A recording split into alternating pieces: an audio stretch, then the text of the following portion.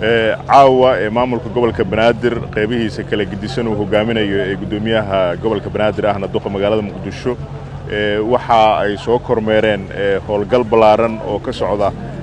degmada Kaaraan ee gobolka Banaadir taasoo ku aadan burburinta goobaha sida sharci darrada ah loo dhistay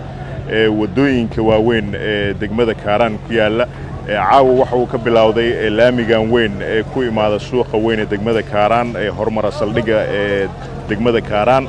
taasoo waxa kala gedisan gaadiidka waaxda nadaafadda iyo dhammaan gudoomiyaasha degmooyinka deriska la ah ee degmadan Kaaraan ay markaasi isugu tageen si loo burburin lahaa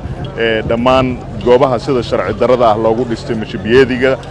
horay maamulka gobolka Banaadir wuxuu u fulinayay howlgallo ku aadan burburinta goobaha sida sharci darrada loo dhistay iyo bilic soo celinta magaalada Muqdisho tanna waxa ay qayb ka tahay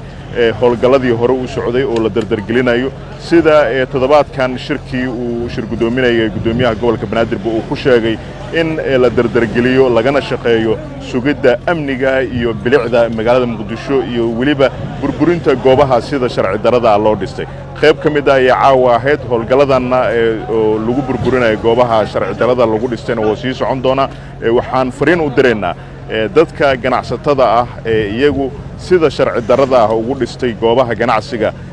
wadooyinka waaweyn ee magaalada Muqdisho in ay inta aan la soo gaarin ay goobahooda ganacsiga ay ka qaataan horena fariin noocan oo kala ah loo diray haddii howlgalku uu ku yimaadana ay muteysan doonaan in laga burburiyo goobaha sida sharci darrada ah ay u dhisteen